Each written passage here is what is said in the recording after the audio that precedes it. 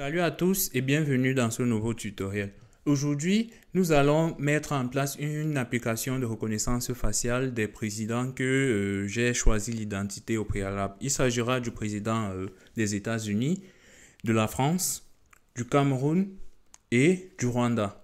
Alors, sans plus attendre, je vais vous montrer les différentes étapes qu'il faut faire pour pouvoir mettre aussi en place ce type d'application.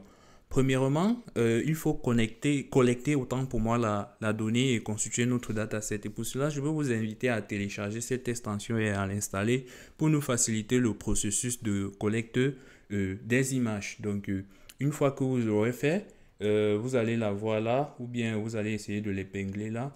Et puis, on va se rendre sur Google Images pour récolter les différents visages des présidents qui nous intéressent. Donc, ici, je vais entrer le nom, par exemple, du premier, Joe Biden. Et dès que je tape Joe Biden dans Google Images, j'ai un ensemble d'images qui me sont proposées. Et ce que je vais faire, je vais juste cliquer sur ce bouton et ça va me collecter l'ensemble de ces différentes images. Alors, là, je peux choisir le type, si je veux du web, si je veux du PNG ou si je veux du JPEG. Je vais prendre JPEG. Et là, ça me conserve juste des JPEG. Mais là, ce que je vais faire, je pourrais plus faire Select All, ça va me sélectionner tout. Je juste appuyer sur le bouton Download pour télécharger ces 253 images. Mais là, je ne vais pas le faire. Ce que je vais faire au préalable, c'est sélectionner les images qui m'intéressent où on retrouve bien le visage du président. Donc, vous sélectionnez ce qui vous intéresse. C'est bien de prendre avec du chapeau ou bien du profil comme ça pour rendre notre modèle de reconnaissance robuste à différents types de situations. Donc, il vaudrait mieux avoir quelques images, mais de qualité, que d'avoir plein d'images, mais qui ont beaucoup d'aberrations, autant pour moi. Donc, une fois que vous sélectionnez les images qui vous intéressent bien, vous cliquez simplement sur Download et toutes ces images vont se stocker dans votre dossier local. Vous pouvez voir, on a là, donc vous créez pour chaque président, vous créez un dossier ayant son nom et vous les enregistrez. Je vais vous expliquer pourquoi il faut le faire dans quelques instants. Donc une fois que vous faites comme ceci, vous glissez juste dans Biden et vous continuez le processus pour les autres présidents, comme j'ai pu expliquer. Et là, je vais vous montrer le dataset que j'ai eu à constituer. Donc, j'ai les 4 dossiers et j'ai mes différentes images que j'ai sélectionnées. Vous pouvez voir que je n'ai pas les 235, j'ai les 75 et c'est suffisant. Donc, pareil pour les autres. Comme vous pouvez le voir, j'ai déjà bien constitué mon dossier et voilà. Donc, une fois que j'ai mis en place cela, ce que je vais faire maintenant, c'est passer à l'étape de retrouver uniquement ou bien trouver uniquement les images, les visages dans ces photos. Donc, dans l'image, nous allons situer où se trouve le visage et le conserver. C'est ce qu'il faut faire par la suite. Donc, on va switcher sur le code. Et premièrement, vous allez utiliser ce fichier crop and save.py. Tout ce que vous aurez à faire au préalable, c'est d'abord de préciser le dossier en entrée et le dossier en sortie où vous voulez stocker les différentes images et préciser le label en fonction de comment il a été conçu. Vous pouvez voir, j'ai toujours là mon fichier data. Donc ici, c'est Biden. Précisez bien le label là, Biden. Et encore ici, pour que la labellisation automatique puisse se faire. Donc, comment je fais pour récupérer le visage uniquement dans l'image?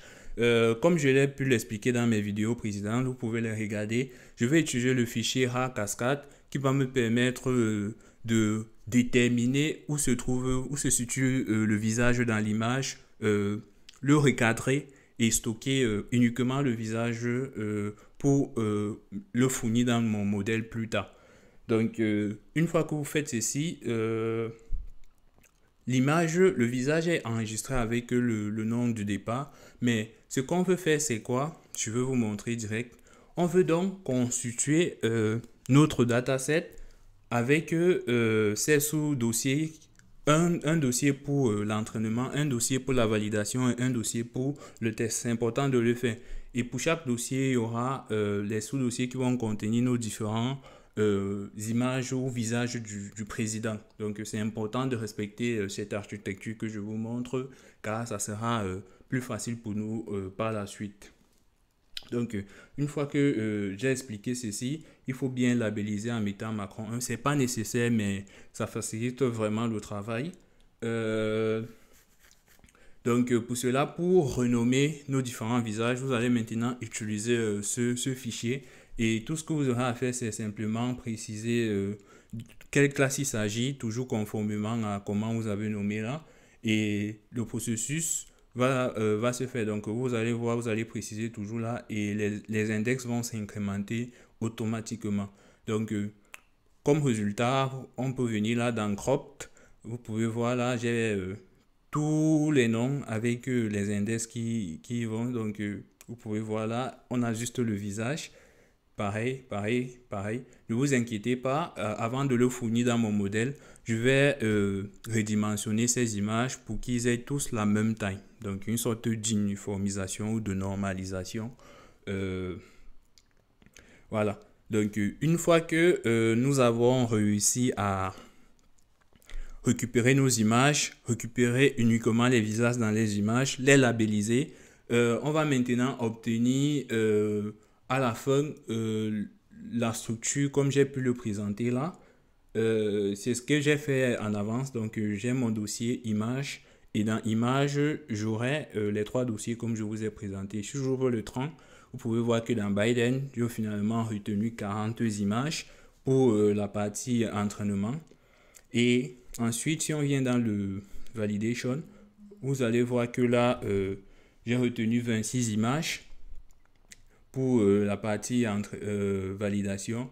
Et si on vient dans le test, vous allez voir que j'ai retenu, pour le test, vous n'êtes pas obligé de les préciser comme ça. J'ai retenu, non, c'est obligé, désolé. Si on vient là, 9 images, voilà. Donc, une fois ceci fait, qu'est-ce qu'on va faire? On va maintenant passer à l'étape de création de notre modèle de prédiction de ces différents labels ou visages. Donc, là maintenant, ce qui est à faire, c'est utiliser le fichier Mint.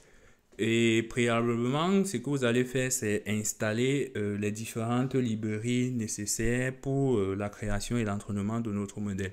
Là, vous allez installer TensorFlow. Là, je suis dans un environnement virtuel. Donc, pour éviter tout problème de contrainte de version entre les différentes librairies. Et là, vous allez installer pip install TensorFlow et normalement, vous aurez la librairie Keras qui va nous aider à construire notre réseau de neurones ou bien notre modèle de neurones convolutionnels. Voilà. Donc là, on va retrouver les fonctions qui vont nous permettre de mettre en place ce modèle. Mais avant d'aller dans le processus de création et d'entraînement, vous pouvez vous rendre compte que dans notre dossier, on a quelques quarantaines ou cinquantaines d'images. Et le problème, c'est que on n'a pas tous les scénarios. On peut avoir eu à récupérer des images où on ne retrouve pas le président sur un profil ou bien sur une image un peu trop floue, quoi. Donc, on va d'abord faire l'augmentation de la donnée et mettre nos différentes images dans ces scénarios pour rendre notre modèle un peu plus robuste face aux différents cas de situation qui vont se présenter. Et là, j'ai défini un certain nombre d'opérations que j'ai jugées utiles. Donc, libre à vous d'augmenter ou d'en réduire. Ça va vraiment dépendre de vous. Donc, là, j'ai d'abord fait un rescale, c'est-à-dire pour faciliter la computation après. Donc, toutes nos images seront compris, les pixels de nos images seront compris entre 0 et 1 au lieu de 0 et 255. Et là, j'ai fait des zooms sur des images. Et si vous voulez voir un peu le rendu de ce que ça donne, vous pouvez utiliser ce script-ci plutôt pré-processing. Et là, vous aurez le résultat de ces différentes transformations. Donc, moi, si je pars dans mon dataset, ce que j'ai fait, j'ai dit que prends ces images de président Macron là, les visages, et stocke-moi plutôt dans ce dossier et applique-moi ces différentes transformations comme j'ai pu vous montrer avant, quoi. Donc, maintenant, si vous voulez un peu visualiser, on va prendre ça. Par exemple, vous pouvez voir que là, j'ai fait des rotations 360 degrés, j'ai un peu flouté. Et pour essayer de donner plus de scénarios et surtout rendre notre algorithme robuste. Voilà. Donc, une fois ceci fait, on revient dans notre programme et l'augmentation de la donnée, vous n'aurez pas visualisé comme j'ai pu vous montrer, mais ces transformations seront effectuées avant d'envoyer nos différentes données pour l'entraînement. Donc, cette opération est importante et là, ce que je fais, j'applique juste ces différents changements pour mon dossier d'entraînement, pour mon dataset de validation et pas là pour le dataset de test. Sinon, ça ne marche pas. Voilà. Donc, je précise que ici, le mode, c'est catégorical parce qu'on n'a pas des chiffres en entrée. On a plus des labels qui sont les noms des présidents et c'est important de faire un encodage à l'avance. Voilà. Donc, une fois que ça est fait, ce qu'on va faire maintenant, c'est que quand vous appliquez le code, vous pouvez voir que ça liste toutes les images conformément à notre dossier images. Il se trouve là. Donc, il a pu retrouver 176 images dans le train, 87 dans le VALT et 28 dans le test. Donc, quand on va faire nos prédictions, on reviendra sur ce chiffre 28. Donc, la labellisation ou bien l'encodage, le 0 sera pour Joe Biden, le 1 sera pour Paul Biya, le 2 sera pour Macron et le 3 sera pour Paul Kagame. Donc, une fois que toutes ces étapes sont respectées, on va maintenant passer au processus de création de notre modèle proprement dit. Alors, de prime abord, ce qui est important de faire, comme je vous ai rappelé avant, c'est important de rescale pour que chaque image à l'entrée ait la même dimension pour faciliter le travail. Donc, le input sheet, vous allez voir que là, c'est 64, exactement comme on l'a fait ici. Donc, quand on a traité notre donnée, le 64, si vous venez là, vous allez voir que le target size, on a mis bien là 64. Donc, c'était là où on normalise les différentes tailles de nos images en entrée. Et là, maintenant, vous allez voir deux choses. Vous avez le conf 2D et vous avez le max pooling. Vous avez là la taille du kernel. C'est donc quoi tout ça? Donc, je vais maintenant bien vous expliquer ça. Donc, en entrée, on a d'abord la taille de notre réseau de neurones. On a, comment je vais dire, la taille en entrée ou bien, comment je vais dire, le input shape, la forme en entrée. Et là, on aura le batch size, on aura la hauteur, la largeur et la profondeur. La profondeur ici, vu qu'on a trois images, trois canaux, donc RGB, ça sera 3. Et la taille, ce sera 64, comme on a eu à préciser. Le batch size, normalement, ça dépend vraiment de vous. Le batch size ici, c'est 32. Vous allez voir que là, c'est 64. Et ça dépend vraiment de vous. Plus vous augmentez, plus vous prenez du temps à retenir ou bien à parcourir, à scanner l'image. Et ceci va influer sur le temps de computation ou bien d'entraînement de notre algorithme. C'est important de le retenir. La fonction d'activation, c'est relu. On aurait pris sismoïde, mais relu est assez puissante, autant pour moi. Et si on revient un peu plus sur notre noyau de convolution, j'ai eu à expliquer dans des vidéos précédentes comment la convolution marche. Donc, vous pourriez regarder cela si cela vous intéresse. Mais pour le cas, je vais faire un petit rappel. Donc, voici notre noyau de convolution 3x3 et ça va scanner l'image comme vous pouvez voir pour trouver des patterns et des corrélations dans le temps entre nos différentes images et constituer notre modèle. Donc, à la sortie, on aura maintenant RGB et là, ça va nous donner une image à la sortie pour alimenter la seconde couche ou la couche suivante de notre modèle de prédiction. Voilà. Donc, pour continuer avec les réseaux de neurones convolutionnels, on va maintenant voir ce qu'on appelle le pooling. Le pooling, c'est cette opération qui va maintenant nous permettre de réduire la taille au fil du temps pour nous faciliter la computation pendant le processus d'entraînement de notre modèle. Et là, vous pouvez voir qu'on a précisé la taille de notre kernel de notre noyau du max pooling. Et c'est quoi en réalité?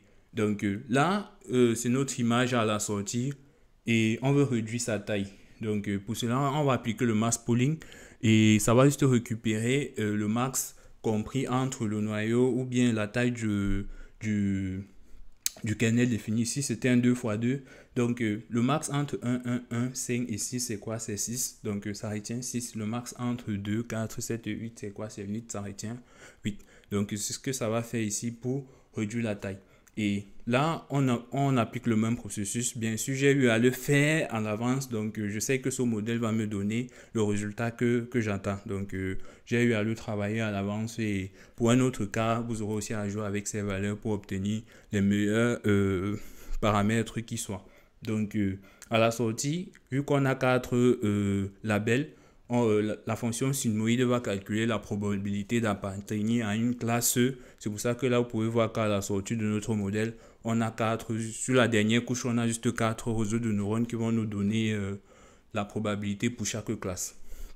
Maintenant, une fois qu'on a défini de quoi sera constitué notre modèle, qu'est-ce qu'on va faire? On va maintenant le compiler et on va préciser les paramètres pour juger à quel point notre modèle sera bon ou pas. Donc ici, l'optimiseur, c'est lui qui va nous permettre d'optimiser notre fonction coût. C'est Adam. C'est une forme plus solide, plus robuste du gradient descend. Et ça va nous permettre de savoir si on est en train de converger les bons résultats. Et la fonction de coût ici, ça sera l'entropie, le cross-entropie, vu qu'on est dans un problème de classification. Et le catégorical vient du fait que comme en entrée, on n'a pas des chiffres, on a des données catégoricales, ou bien je peux dire des strings. Voilà.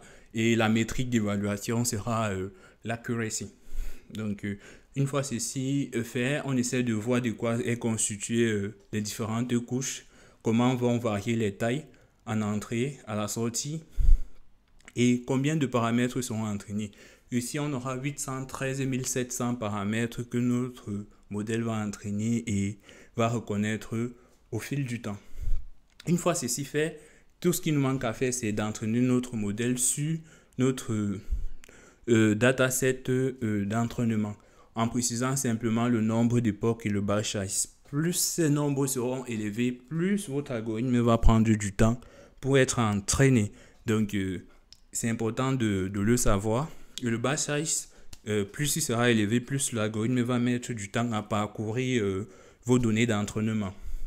Et ensuite, on va juste évaluer pour voir si on converge vers la bonne solution avec le dataset de validation. Donc, le processus d'entraînement, vous pouvez voir qu'on n'est pas en train de overfitter. Il y a les conditions pour overfitter.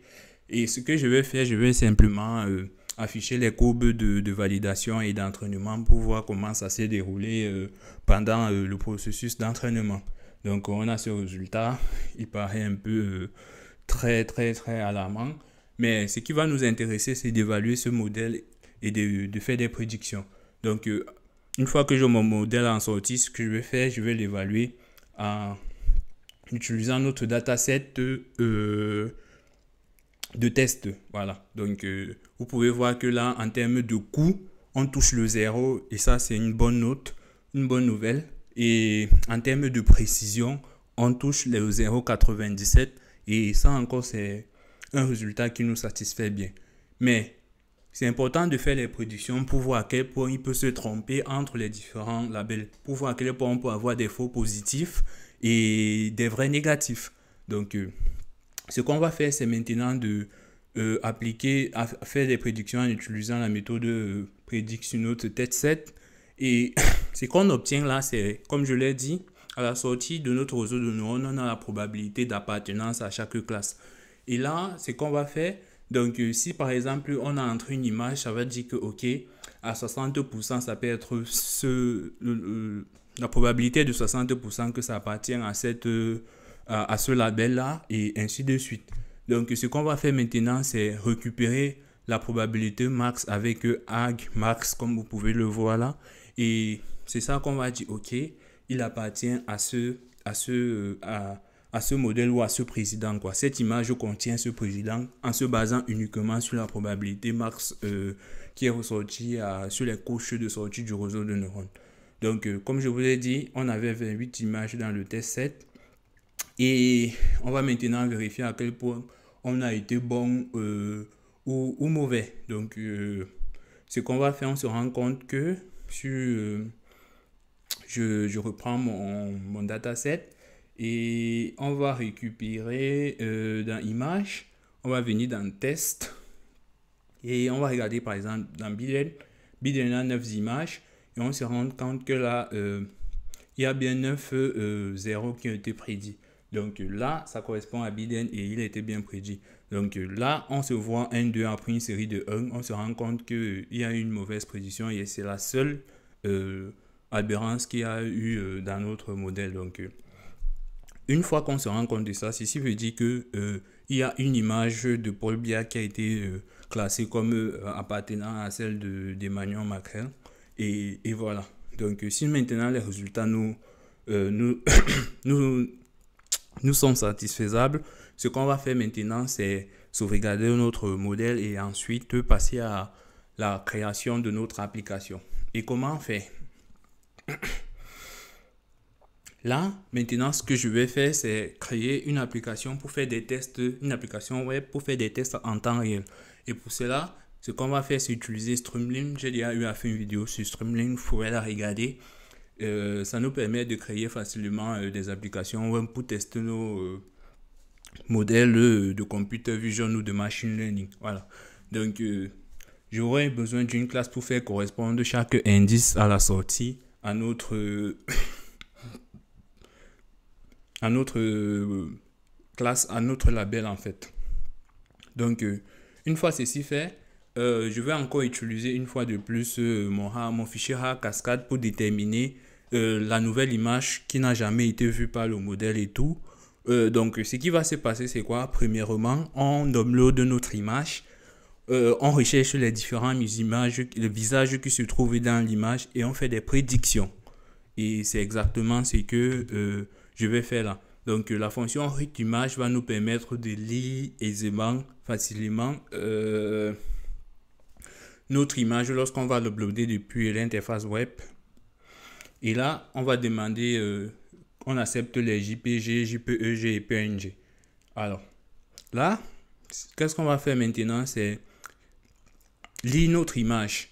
Si on ne contient pas d'image, on affiche ce test. Mais s'il y a des images, qu'est-ce qu'on va faire? On va lire, on va le transformer en blanc et noir. Et ensuite, on va détecter des visages à l'intérieur de notre image. Et pour chaque visage, on va dessiner le rectangle. Puis, ce qu'on va faire, c'est redimensionner. Rappelez-vous, en entrant, on a du 64-64 dans notre réseau de neurones. Et là, on doit, si vous vous rappelez, on a normalisé. Donc, tous les pixels seront compris maintenant entre 0 et 1 au lieu de 0 et 255. On doit augmenter la dimension, le bâchage, comme je vous ai montré en entrée. Voilà. Donc, c'est pour ça qu'on augmente cette dimension. Et ensuite, on fait des prédictions, puis on récupère la probabilité max et on ressort donc l'indice de la classe. Et une fois qu'on a l'indice, on va juste venir lire dans notre liste qui contient les différents labels. Et là, maintenant, cette fonction va nous permettre d'afficher désolé, le rectangle sur notre image, sur l'image qu'on a déterminée et avec le visage autant pour moi qu'on a déterminé avec ce label qui va donner la précision avec laquelle il appartient à cette classe, quoi. Donc, une fois que cela est fait, on va simplement afficher l'image avec les différentes prédictions. Et là, on lance notre application. Et pour le faire, il faut simplement utiliser cette commande streamlink.app.py qui est le nom de notre application et l'interface s'ouvre. Voilà, ça nous demande de rajouter une image. Donc, ce que je vais faire, c'est venir là. J'avais déjà eu à constituer quelques images pour faire des tests. Donc là, Ce qu'on va faire, c'est uploader. Voilà. Et on a le résultat. Boum. Donc, avec la précision, et ça nous donne exactement, ça détecte les images, les visages, et ça affiche maintenant la probabilité avec laquelle il appartient à une classe. Et on peut se rendre compte que les prédictions sont bonnes. Notre modèle fait le taf. Donc, on peut soit aussi utiliser simplement ce bouton et uploader, quoi. Voilà. Donc, ça marche aussi. Et ce qu'on peut faire encore, c'est faire des tests peut-être plus simples. On va prendre ça par exemple. On upload et boum, ça marche. Un autre test. On va prendre Biden. Et voilà, ça marche toujours. Donc, je vous laisse le soin de jouer avec. Et je peux vous montrer un autre cas. Au cas où vous avez ce problème. Ah non, ça n'a pas pu uploader. Voilà. Vous pouvez voir là que ça détecte un visage alors que ce n'est pas le cas. Et la précision est déjà faible. Ça vous donne déjà quelques indications. Et par la suite, vous pouvez vous rendre compte que le problème, c'est que ça a déterminé un visage qu'il ne devrait pas y avoir. Donc, le problème se situe où lorsque nous déterminons l'image dans le visage dans notre face. Donc, c'est ce paramètre qu'il faut changer. Soit rajouter par exemple ce min size ou alors augmenter le nombre de voisins ou alors le scale factor et ça va faire disparaître. Donc, être un peu plus rigoureux dans la détection des visages dans l'image, quoi. Voilà. Et le problème sera résolu. Et ici, vous pouvez voir qu'à chaque fois que j'upload une image, ça me donne le nombre de faces et avec les probabilités qui vont avec, quoi. Donc, ici, s'achève le tutoriel. Et je vous invite à laisser en commentaire vos différentes questions, vos appréciations. Et d'ici à là, à la prochaine vidéo. Merci.